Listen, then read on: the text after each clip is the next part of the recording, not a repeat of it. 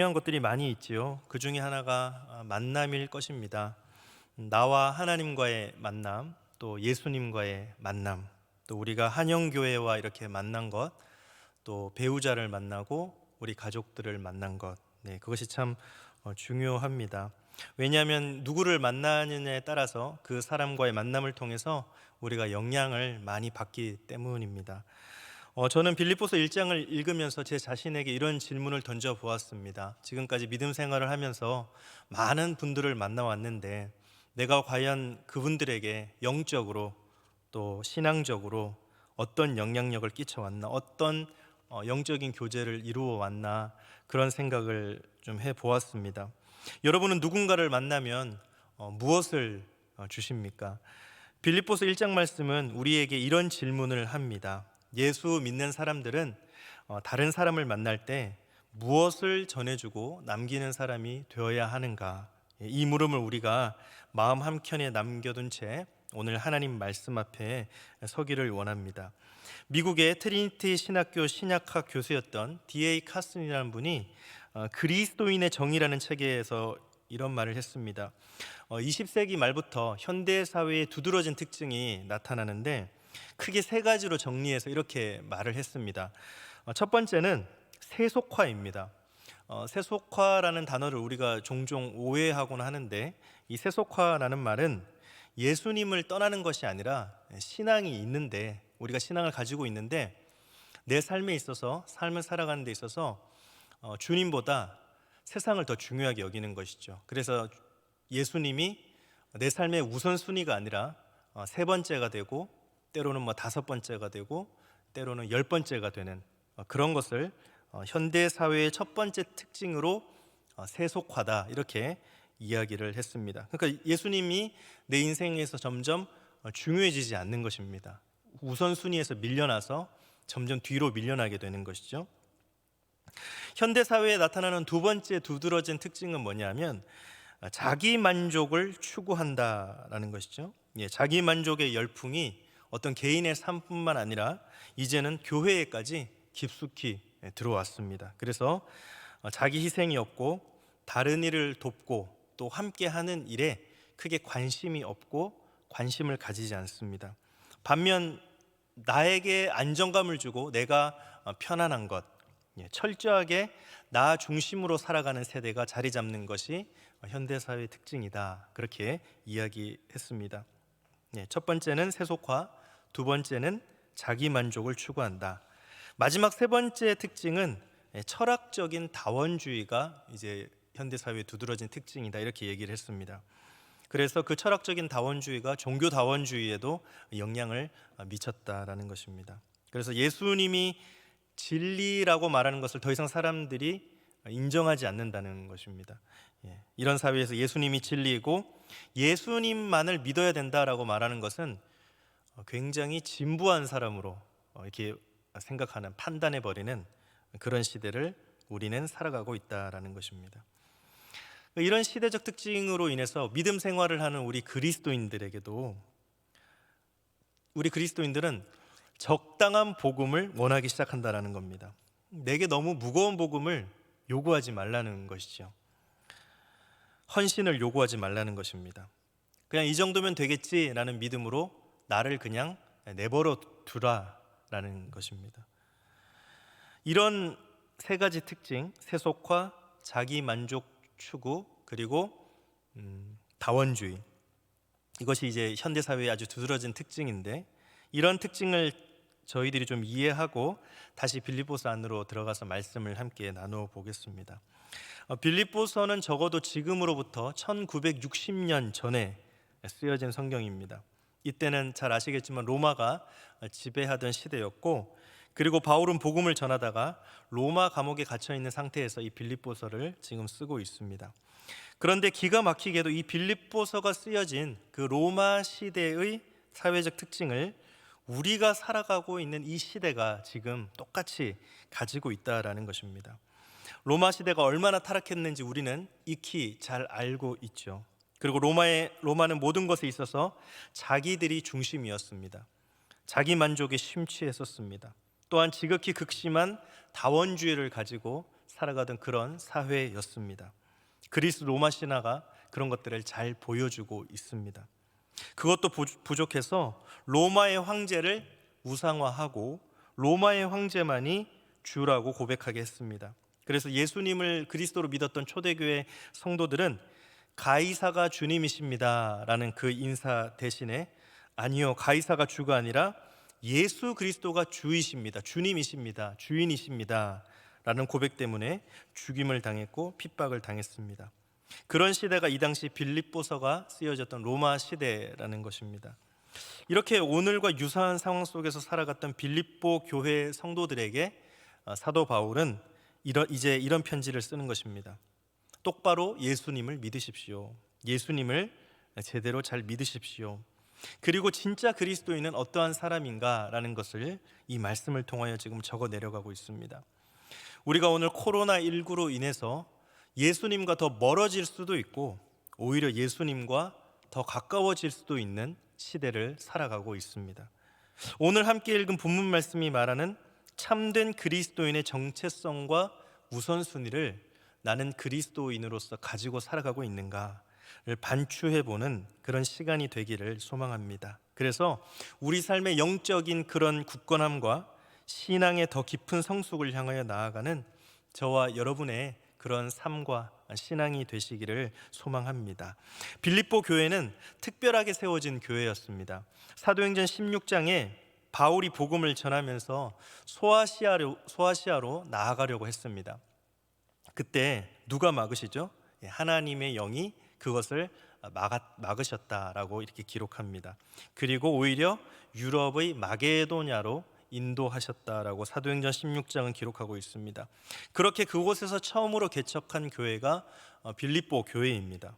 복음을 전하던 중에 루디아라는 여인이 자신의 집을 내어놓습니다. 이것이 빌립보 교회의 시작이죠. 그리고 점치는 귀신 들린 여종을 향해 바울이 예수 그리스도의 이름으로 명할 때 귀신이, 악한 영이 떠나가는 역사가 일어납니다. 그리고 이어서 바울과 실라가 복음을 전하다가 감옥에 갇혔을 때 그들이 찬송하고 기도하는데 갑자기 옥터가 흔들리더니 옥문이 열리기 시작합니다. 잠에서 깬 간수가 화들짝 놀라서 옥문이 다 이렇게 열린 것을 보고 죄수들이 다 도망간 줄 압니다. 그리고 자결하려는 그 순간에 바울이 이야기를 하죠. 우리가 다 여기 있다. 너의 몸을 상하게 하지 말라. 안심하라.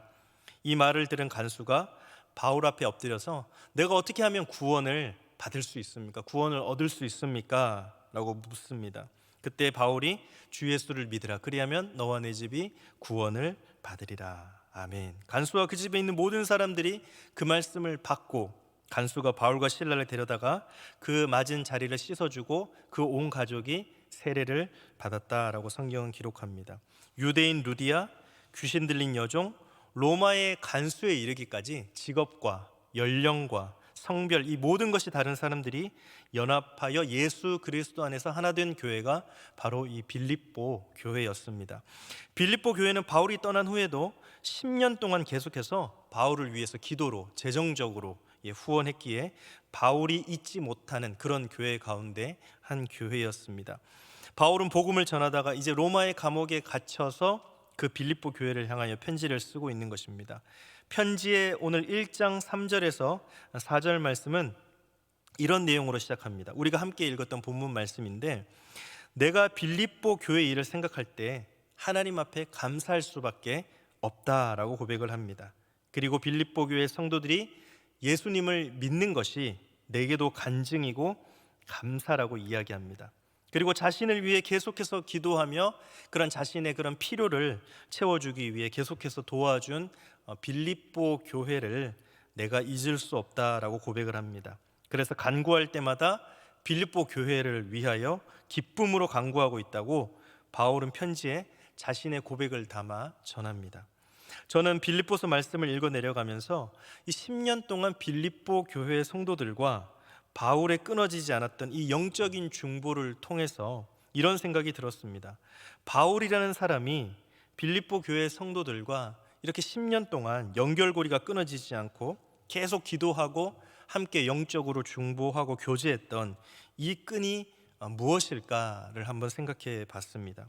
바울과 빌립보 교회를 연결한 그 단어를 5절 말씀에서는 이렇게 기록하고 있습니다. 너희가 첫날부터 이제까지 복음을 위한 일에 참여하고 있기 때문이라. 이 말씀에서 바울과 빌립보 교회를 연결하고 있는 한 단어가 무엇일까요? 복음이라는 단어입니다. 복음입니다. 예수님을 믿는 사람들은 복음으로 연결되어야 합니다. 이것이 그리스도인의 정체성입니다. 그런데 이 복음이라는 단어를 사용하면서 이 복음을 설명하기 위해서 바울은 또 한 단어를 5절에서 언급을 했습니다. 복음을 위한 일에 뭐 하고 있기 때문이라고 기록합니까? 참여하고 있기 때문이다 라고 기록을 합니다. 이 참여라는 단어가 다른 성경에 보면 또 이렇게 교제라고 되어 있습니다. 영어 성경에서는 파트너십이라고 번역을 했습니다. 그러니까 교제라고 기록되어 있는 이 헬라어 코이노니아라는 단어가 1세기에 가졌던 의미 중에 하나는 지금 시대를 살아가는 우리가 생각하는 교제와는 조금 다릅니다. 우리는 교제라고 생각하면 영적인 나눔, 맛있는 음식도 함께 먹고 이런 교제라고 생각을 하는데, 그러나 이 단어는 사실은 상업적인 의미를 가지고 있습니다. 같은 꿈과 목적을 위해서 나를 희생하고 내 것을 투자하는 것, 이것이 교제라는 단어의 처음 의미였습니다. 그래서 성경이 기록되었을 당시의 뜻을 가장 정확하게 번역한 단어가 있다면 그것은 동업입니다. 동업. 좀 낯설고 성경에 이런 표현을 써도 되나 이렇게 생각이 드실 수도 있지만 가장 정확한 번역입니다. 그래서 우리는 복음의 동업자, 우리는 하나님 나라의 동역자, 이렇게 표현을 할 수가 있겠습니다. 복음의 동업자가 되고 하나님 나라의 우리가 동역자가 된 그 관계 안에서의 나눔, 그것이 이 교제, 참여, 파트너십 이 안에 담겨져 있는 의미라는 것입니다. 바울이 말한 복음에 참여한 자가 되었다라는 것은 빌립보 교회와 자신이 복음을 위해서 동업하는 관계였다는 것입니다. 여러분이 어떤 직업을 가지고 계시든 상관없습니다. 그리스도인은 복음에 동업하는 자요, 하나님 나라를 위해 자신의 어떤 그 모든 것들을 들여서 참여하는 자가 되어야 한다라고 성경은 우리들에게 말씀하고 있는 것입니다. 여러분과 제가 복음 안에서 하나님 나라를 위해 그런 동업하는 관계가 되기를 소망합니다. 그렇다면 우리는 어떻게 매일의 삶에서 복음에 참여하는 자로, 동업하는 자로, 동역하는 자로 살아갈 수 있을까요? 저와 여러분들이 보통 사람을 만나면 어떤 이야기를 많이 나누십니까? 아마 대화를 시작하면 내 삶에서 가장 힘들었던 일들, 요즘 힘들었고 어렵고 지친 일들을 많이 얘기를 꺼낼 것입니다. 그리고 자녀 이야기도 하고 배우자 이야기도 많이 하겠지요. 삶의 고단함들, 그리고 또 하다 보면 자랑을 할 때도 있습니다. 내 자랑을 할 때도 있고요, 가족 자랑을 할 때도 있습니다. 그리고 때로는 누군가를 험담하고 이렇게 비방하는 그런 얘기도 합니다. 그러나 우리가 그리스도인이라면 우리는 어때야 할까요? 이 세상을 살아가면서 내가 겪고 있는 문제들과 아픔의 이야기들도 있지만 빌립보서에서는 우리에게 이렇게 도전하고 있습니다. 우리 안에 예수님이 계시다라는 사실을 잊지 말자라고 이야기합니다. 한번 따라해 보시겠습니까? 내 안에 예수님이 계신 걸 잊지 말자. 내 안에 예수님이 계신 걸 잊지 말자. 그래서 우리가 고통의 문제에만 동업하지 말고, 자랑하는 이야기에만 동업하지 말고 복음을 나누는 일에 동역하라 라고 우리에게 도전하고 있습니다. 이것이 그리스도인들의 만남의 문화여야 하고 교제의 문화여야 한다라는 것이죠. 그래서 삶의 문화를 바꾸라는 것입니다. 고난의 이야기와 아픔의 이야기가 있을 수 있지만 그것으로 우리의 대화나 우리의 삶의 이야기를 나누는 것이 끝나지 않고 그 이야기 속에 예수님이 중심이 되는 그런 삶을 살아가기를 원합니다 라는 것을 이야기하고 있습니다. 우리가 어려움을 만나면 고통의 이야기만 나누다가 끝날 수 있습니다. 하지만 그 고통의 이야기에서 예수 그리스도를 선택하라는 것입니다. 그러면 우리의 이야기는 하나님의 이야기로 연결이 된다라는 것입니다. 우리 삶에서, 우리 대화에서 예수 그리스도가 중심이 될 때 오늘 우리 안에 살아있는 하나님의 이야기가 써져 내려가게 된다라는 것이죠. 그래서 어떤 사람과 삶의 이야기를 나눌 때 그 안에 예수님이 계시게, 예수님이 머물 수 있도록 해보라는 것입니다.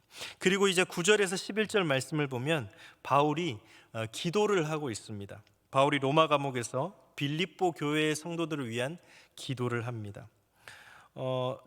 저는 개인적으로 성경을 읽고 묵상할 때 이 성경의 내용을 깊이 묵상해 보기 위해서 그 상황에 동화되어서 묵상을 해보려는 그런 계획을 가지고 있고 그렇게 하려고 노력을 하고 있습니다. 그런데 오늘 말씀을 읽으면서는 혼동이 찾아왔습니다. 왜냐하면 바울에게서는 감옥에 있는 그런 사람의 냄새가 전혀 나지 않기 때문입니다. 오히려 바울이 마치 아름다운 자연 속에서 그런 평안함을 누리면서 편지를 써 내려가고 있는 느낌마저 들었습니다. 도대체 바울 안에 무엇이 있기에 이 바울의 글에서 감옥에 갇혀 있는 좌절과 낙심이 느껴지지 않을까? 다른 관점에서 한번 생각해 보면 사실 우리는 감옥에 있지 않습니다. 그러나 수많은 문제가 우리의 삶을 둘러싸고 감옥처럼 우리를 짓누르고 있습니다. 그런데 바울은 어떻게 이렇게 자유할 수 있을까? 어떻게 이렇게 평안을 누리면서 편지를 쓰고 있을까? 11절 말씀을 보겠습니다. 바울의 기도의 클라이막스인데요. 한번 같이 읽어보겠습니다. 시작. 예수 그리스도로 말미암아 의의 열매가 가득하여 하나님의 영광과 찬송이 되기를 원하노라. 아멘. 어떻게 이렇게 기도할 수 있을까요? 바울의 삶에서 복음 전도자로서의 삶은 이미 끝난 것처럼 보입니다. 그러나 바울은 패배한 것이 아니라 마치 승리한 사람처럼 지금 편지를 써내려 가고 있습니다. 그리고 자신으로 인해 염려하지 말라고 기도합니다. 이야기합니다. 도리어 빌립보 교회의 성도들이 하나님의 영광과 찬송이 되기를 원한다라는 그런 기도하는 바울의 모습을 볼 수가 있습니다. 바울의 믿음과 영적인 이런 넉넉함이 제게는 충격으로 다가왔습니다. 어떻게 이렇게 영적으로 넉넉함과 믿음의 여유가 있을까? 우리도 코로나19로 인해서 이제 이전으로는 돌아갈 수 없는 상황이라고 많은 사람들이 이야기합니다. 포스트 코로나 시대를 살아가야 한다라고 이야기합니다. 불안과 걱정과 혼동과 염려로 우리는 한 치 앞을 내다볼 수 없는, 정말 예상할 수 없는 그런 삶을 살아가고 있습니다. 하지만 저와 여러분들에게 이런 바울과 같은 영적인 믿음의 넉넉함이 있기를 축복합니다. 영적인 믿음의 넉넉함은 어디에서 비롯되는 것일까요? 바로 하나님을 신뢰하는 것에서부터 시작합니다. 우리 11절 말씀을 보시면 몇 글자를 앞에 더 넣어서 이렇게 한번 읽어볼 수 있겠습니다. 내가, 한국교회가, 대한민국과 온 열방이. 그리고 한번 같이 뒤에는 한번 같이 읽어보겠습니다. 예수 그리스도로부터 시작.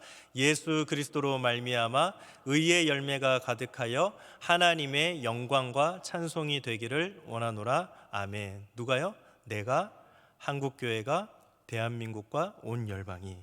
하나님께서 우리의 믿음의 고백대로 일하실 줄 믿습니다. 바울은 복음을 전하다가 감옥에 갇힌 것을 수치라고 여겼을까요? 아니면 영광으로 여겼을까요? 하나님의 일을 하다가 복음을 전하다가 감옥에 갇히게 되었습니다. 때문에 바울은 감옥에 갇힌 그 자신의 인생을 영광스럽게 생각했습니다. 나 같은 사람을 불러주시고 나 같은 사람을 선택해 주셔서 하나님의 복음을 증거하게 하시고 하나님의 일에 쓰임받게 하시고 사용해 주셨기 때문에 하나님, 나는 지금 죽어도 감사합니다 라는 고백이 이 바울에게는 있었다는 것입니다. 그래서 바울은 감옥 안에 있었음에도 불구하고 그 안에서 감사와 그것이 충만히 넘치는 그런 삶을 살 수가 있었습니다. 그렇다면 하나님께 영광 돌리는 삶은 어떤 삶일까요? 오늘 말씀을 준비하면서 하나님 앞에 물음을 가졌습니다. 하나님, 도대체 하나님께 영광 올려드리는 삶은 어떤 삶입니까? 그게 무엇입니까? 그때 하나님이 제 안에 이런 감동을 주셨습니다. 예수님이 우리를 어떻게 대하셨는지를 알면 그 안에 답이 있다라는 그런 감동을 주셨습니다.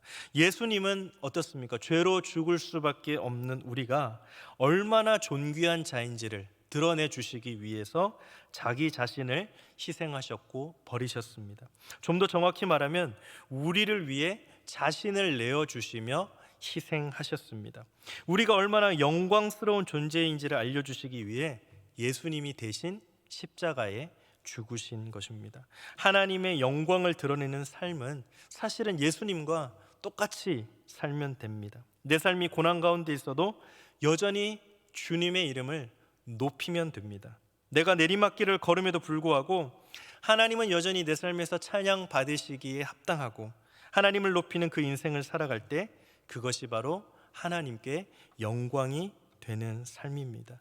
그래서 12절에서 18절 말씀을 이제 한번 좀 보겠습니다. 바울이 자신의 현재 상황과 감정을 12절에서 18절 말씀에 기록하고 있습니다.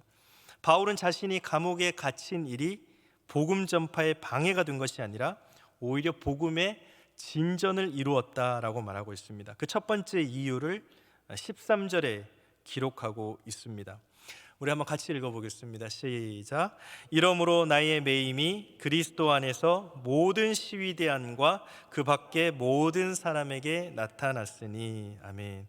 나의 매임이 모든 시위대 안과 그 밖의 모든 사람들에게 도대체 예수가 누구시기에 저 사람이 예수를 전하다가 감옥에 갇혔을지 궁금증을 자아내며 예수님을 증거하게 되었다라고 이야기합니다. 그래서 많은 사람들이 예수님에 대하여 관심을 갖게 하고 그분을 궁금하게 했기 때문에 그것으로 인해서 믿음의 진보가 일어났다라고 고백합니다.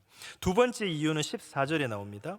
형제 중 다수가 나의 매임으로 말미암아 주 안에서 신뢰함으로 겁없이 하나님의 말씀을 더욱 담대히 전하게 되었느니라. 아멘. 예수님을 믿는 형제들 가운데 많은 사람들이 바울이 감옥에 갇히면서까지 복음을 전하니까 이 사실로 인해서 오히려 더 겁 없이 하나님의 말씀을 담대히 전하기 시작했기 때문에, 그 놀라운 일이 일어났기 때문에 이것이 또한 믿음의 진보가 되었다라고 이야기합니다. 세 번째 이유를 한번 보겠습니다. 15절 말씀입니다. 한번 같이 읽겠습니다. 시작. 어떤 이들은 투기와 분쟁으로, 어떤 이들은 착한 뜻으로 그리스도를 전파하나니. 어떤 이들은 투기와 분쟁으로 바울을 경계했습니다. 복음을 전하는 것에 대해서 바울이. 그리고 어떤 사람들은 착한 뜻을 품고 바울처럼 자신과 같이 복음을 선한 의도로 전했다라고 말합니다. 바울과는 다른 방법으로 복음을 전하는 자들이 있었다라는 이야기죠. 똑같은 복음이지만, 지금이나 그때나 똑같은 복음이지만 다른 방법으로 복음을 전하는 자들이 있었다라는 것입니다. 그러나 18절 말씀을 보겠습니다. 우리 같이 읽겠습니다. 시작. 그러면 무엇이냐? 거칠애로 하나 참으로 하나 무슨 방도로 하든지 전파되는 것은 그리스도니 이로써 나는 기뻐하고 또한 기뻐하리라. 아멘. 바울이 기뻐하는 이유가 무엇입니까? 다른 사람들이 나를 비방하고 시기하지만 내 마음은 전혀 그것 때문에 상하지 않는다라는 것입니다. 이런 모양이든 저런 모양이든 모두가 복음을 전하고 있으니 예수 그리스도가 전파되는 것만으로 나는 기쁘다라고 고백하고 있는 것이죠. 그래서 빌립보서 4장 4절에서 결론적으로 바울이 이제 이렇게 고백합니다. 주 안에서 항상 기뻐하라. 내가 다시 말하노니 기뻐하라. 아멘. 이것이 이제 빌립보서에서 바울의 최종적인 결론적인 그런 고백입니다. 저와 여러분들에게 이런 기쁨이 회복되는 삶이 있기를 축복합니다. 우리는 세상을 살며 나의 기쁨을 구하기 위해서 오랜 시간 달려왔습니다. 그러나 바울은 우리와 다른 기쁨을 구하고 있습니다. 바로 하나님의 기쁨입니다. 하나님이 가장 기뻐하시는 것이 무엇일까요? 잃어버린 영혼이, 죽어가던 영혼이 돌아오는 것입니다. 모든 이 땅의 영혼들이 구원의 반열 가운데 서는 것입니다. 그 일에 쓰임 받았기 때문에 바울을 비롯해서 많은 복음의 전도자들이, 많은 그리스도인들이 그것이 기쁩니다. 그것 때문에 기쁠 뿐입니다 라고 고백하는 것입니다. 사랑하는 성도 여러분, 이제는 주님의 기쁨을 위해 우리의 삶을 드려야 할 때입니다. 우리 마음을 하나님께로 확정하고 상황과 환경에 상관없이 하나님을 기쁘시게 하는 삶을 살기로 우리가 결단할 때 우리 안에 마르지 않는 기쁨을 맛보게 될 줄 믿습니다. 성경은 이런 사람들을 그리스도인이다라고 이야기합니다. 그래서 나의 삶의 순위가, 우선순위가 하나님의 기쁨을 구하는 것, 그런 것으로 우리가 살아가야 될 것입니다. 그리스도인은 내 기쁨으로 사는 존재가 아니죠. 예수님을 만난 사람은 그분이 주신 기쁨을 맛보며 삽니다.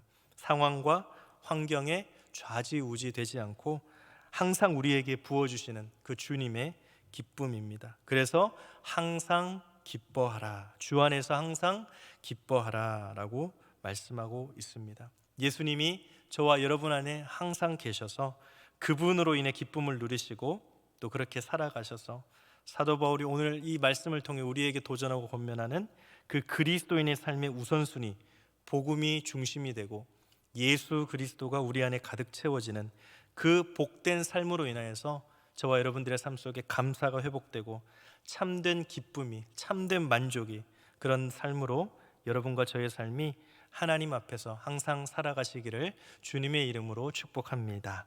기도하겠습니다. 하나님 감사합니다.